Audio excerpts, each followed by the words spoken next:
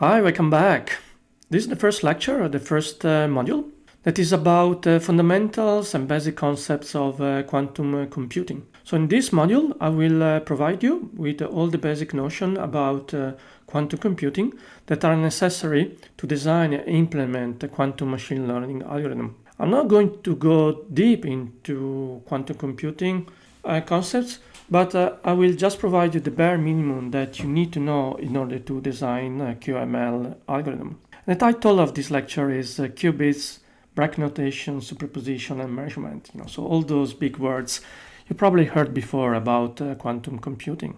If you have been exposed before to quantum computing, you probably have seen a diagram like the one on this slide. So a set of wires, set of boxes with some numbers. So what is this? Well, this is a quantum circuit, and let's look at more into detail. So we have 3 lines in this quantum circuit. This one, and this one. And this corresponded to the number of so-called working qubits or just qubits. In this particular case, we are going to have 3 qubits, and therefore we have 3 lines.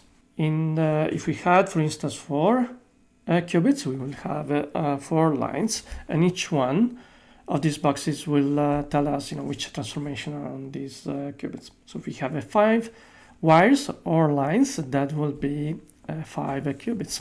How do we read this? Well, the circuit is meant to be read from the left to the right. So we start here, and we read the set of transformation on each qubit. It's customary to assume that the quantum circuit are initialized to so-called state 0. So do not yet be concerned on what that means, these interesting symbols here. What you need to know by now is just that typically we set to a quantum state that is typically 0, and we use this strange formulation with a bar and then this bracket here. Let's look at more into detail in this particular quantum circuit. As we said, we initialize in the 3 qubits in the quantum state equal to 0, and then we apply an operation called the Z gate on the top qubit. So this is the top qubit, and we apply the Z gate.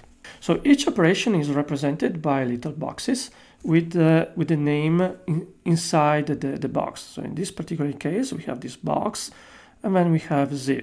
We're going to look at more in detail what this Z gate does on a qubit. After this phase here, where we apply a Z gate on a 2 qubit, what we're going to do is to apply individual gates X, H, and Y to the top, middle, and bottom qubits.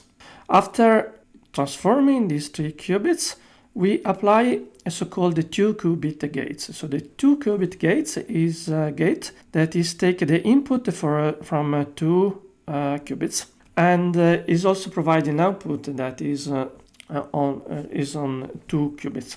So a 2-qubit gate that we saw here on the top and the middle qubits is actually then followed by a 3-qubit gate that is involving the input from 3 qubit. And the 2 qubits gate is applied to 2 qubits, and the 3 qubit gates we see here is applied to 2 qubits. Finally, we see a measurement operation. So we measure the top qubits and the bottom qubits, and we use the gauge symbols here, this symbol here. After the measurement, the wires are represented with the double lines you see here that indicate that we obtain results, and these results will be classical, so it's not going to be a quantum state. What is a qubit? Probably the most important quantum computing concepts is the concept of qubit, that is just a generalization of the classical bit. The qubit is the fundamental unit of information of a 2-state quantum system. So we have a quantum system that can be in state 1 and 0, right? And we are going to use this extension of the classical qubit. So a qubit, in short, a quantum bit, sometimes also written as a qubit or qubit. You can find it in different forms in the different lecture, and is the minimal information unit in quantum computing. In the same way, a bit that stands for a short for binary digits can be in state 0 or state 1. The quantum bit generalized. So in the case of quantum bit, 0 and 1 are not the only possibility for the state of a qubit, but we allow the quantum bit to be in a so-called superposition of state 0, that we use this symbol here, or a state 1. Right? That means that before a measurement, we have some amplitude that tell us what is the probability of either measuring 1 or 0. So before the measurement, we allowed to be in so-called superposition of a state. I want to go more into detail into this formulation. We saw at the beginning of this lecture that we use this bar and this bracket here. And what is this? Well, this is the so-called bracket notation. And what you see here between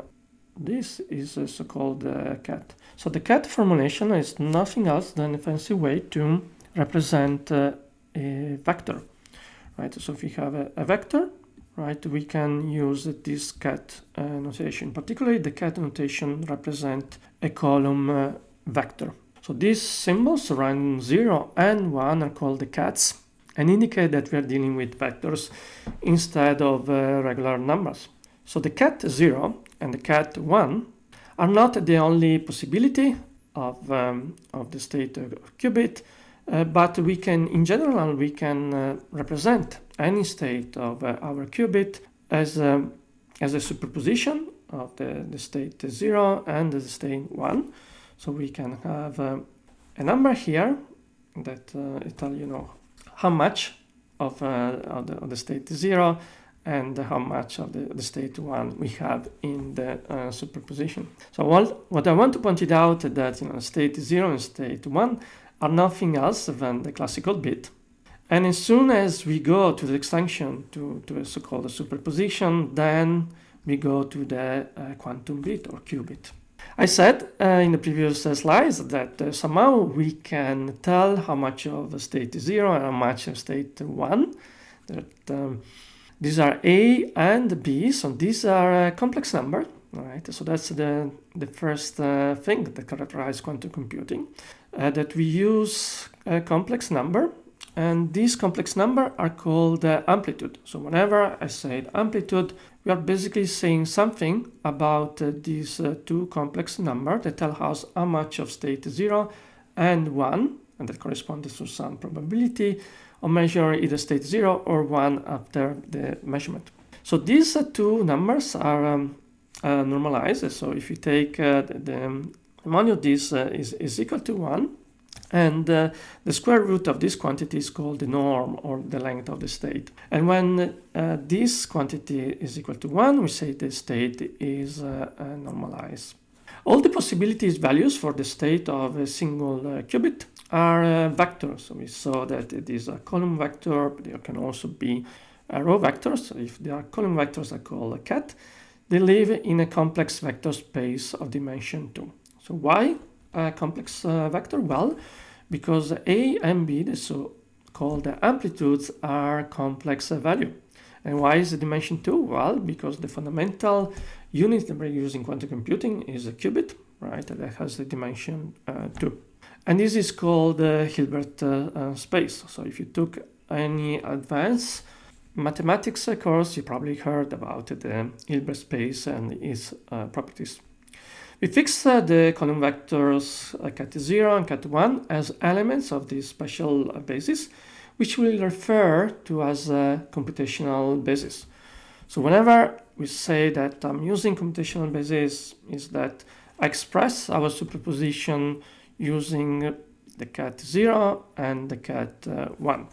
So we can represent any general vector like this column vector by using this computational basis that consists of cat 0 and cat 1.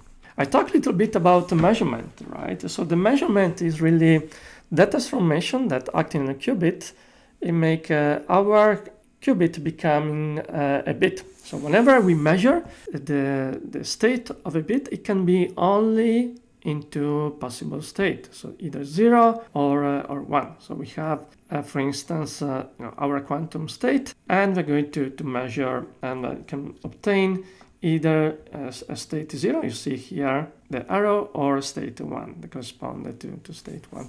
The measurements are not deterministic in quantum computing, but are probabilistic. So there is a certain probability that either goes in state 0 or in state 1. You see, for instance, in this case is 50% in state 0, and the probability of measuring state 1 is 85%. So where we get this probability? Well, this probability are actually encoded in the amplitude, that is A and B. Remember, these are two complex numbers. So having given any qubit in a superposition of state, A cat 0 plus B cat 1, the probability of getting measurement 0 upon measurement is the square value of the modulo of A. So remember, A is this number here, this is our amplitude. We take the modulo, since it's a complex number, and we take the square. This is going to be the probability of measuring at the state 0. What is the probability of measuring 1? Well, we take B, we take the norm, and we square, and we will get the probability of measuring state 1. When we take a measurement and our qubit becomes either 0 or 1, so it becomes a classical bit, then we say that the qubit has collapsed into the state that we actually measuring. Since we are obtaining results corresponding either to 0 or to 1, can be also considered a classical bit, we are measuring on the computational basis. So we say that we measure on the computational basis, and this probability either 0 or 1. Let's say a few words about this interesting and fascinating formulation, the Dirac notation using the cat and the brass. So I talk about the cats, and that is just a column vector, and we can also define row vectors. In this case, they will be called brass. Each cat can be associated with a bra. So, for instance, we take our cat, in this case, is 0. And how we take the associated bra? Well, we just take the adjoint or conjugate transpose or Hermitian transpose. So this is this dagger sign you see here. And this is just means that if we take the adjoint, then we take our bra. You note that now the bracket is on the other side. And how we get this? Well, we take just a transpose of this, so this is going to become a row vector instead of being a column. And also, if it is a complex number, we also take the adjoint or the consonant number. So so why is it interesting to use the cats and bras? Well, we can put together, making so-called brackets that is corresponding to take the inner product. So by putting together the bra and the cat, we take the inner product of a row vector by the column vector. So we take our bra and cats expressing the computational basis, you see interesting stuff. So if you take the bra, the inner product of the state vector z, then we got 1. If we take the inner product of the state 1 and 0, here we take 0. What does it mean? So, well, it means that 0 and 1 are also basis and orthonormal ones. So the 0 and 1 are orthogonal, and whenever we take the inner product itself, the result is 1. So is also normal. We can also take an inner product of two general quantum state. So we have psi 1. So this is our qubit in a superposition state where we have amplitude A and B, and then we have a second state, psi 2, where the amplitude are C and D. If we take the inner product, and this note is by this bracket and notation, we can do the calculation and we will obtain this expression. Note that A star and B stars are the complex conjugate of A and B. This is the last slide of this lecture, and we'll continue on the basics of quantum computing in the next lecture. Talk to you soon.